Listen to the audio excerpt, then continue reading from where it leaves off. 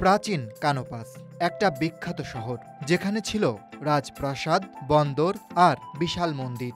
মানুষ চলাফেরা করত, ব্যবসা বাণিজ্য চলত, সংস্কৃতির আলো ছড়াতো চারদিকে। কিন্তু হঠাৎ করেই শহরটা পুরোপুরি হারিয়ে গেল সমুদ্রের নিচে। তবে হাজার বছর পর আবারও খুঁজে পাওয়া গেছে ইতিহাসের বিরল সেই অস্তিত্বের চিহ্ন। কি কারণে গোটা একটা শহর নিমজ্জিত হলো সমুদ্রগর্ভে, আর হাজার বছর পর কিভাবে আবার পুনরুজ্জীবিত হলো, সেই রহস্য জানাবো আজকের এই প্রতিবেদনে।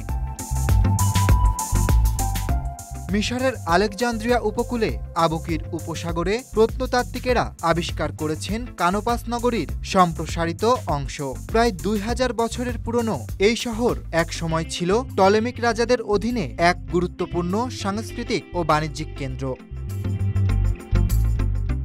সমুদ্রতল থেকে একে একে উদ্ধার করা হয়েছে রাজাদের বিশাল মূর্তি, চুনাপাথরের প্রাসাদ আর প্রাচীন ডকইয়ার্ডের কাঠামো। বড় বড় ক্রেন দিয়ে যখন এগুলো তুলে আনা হচ্ছিল পানির নিচ থেকে, সেই মুহূর্তে ডুবুরিরা হাততালি দিয়ে নিজেদের উচ্ছ্বাস প্রকাশ করছিল।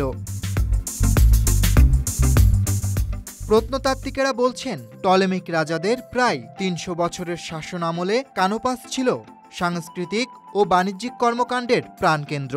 পরে রোমান সাম্রাজ্যের অধীনে আরও সমৃদ্ধ হয় শহরটি। পাশাপাশি কানোপাসের পাশের বন্দরনগরী হেরাক্লিয়নও হয়ে ওঠে ভূমধ্যসাগরীয় অঞ্চলের শক্তিশালী শহর।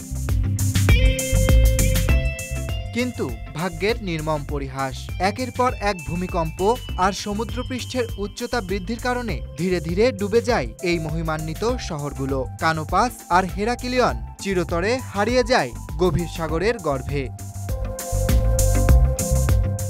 মিশরের পর্যটন ও পুরাকীর্তি মন্ত্রী শেরিফ ফাতি জানিয়েছেন, এখন পর্যন্ত সামান্য কিছু ধ্বংসাবশেষ উদ্ধার করা সম্ভব হয়েছে, বাকিগুলো রয়ে যাবে সমুদ্রতলেই, ডুবে যাওয়া সভ্যতার অমূল্য ঐতিহ্য হয়ে। কিন্তু এখানেই গল্পের শেষ নয়। প্রাচীন কানোপাসের মতো আজকের আলেকজান্দ্রিয়া শহরও ভয়ঙ্কর ঝুঁকির মুখে। জাতিসংঘের গবেষণা বলছে, প্রতি বছর শহরটি গড়ে 3 মিলিমিটার করে দেবে যাচ্ছে।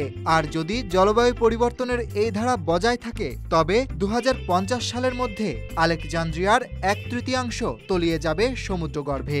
অতীতের মতোই বর্তমানও কি হারিয়ে যাবে সাগরের গভীরে? এমন প্রশ্নই এখন ঘুরপাক খাচ্ছে ইতিহাস প্রেমীদের মনে। Aritra Basu, desk report.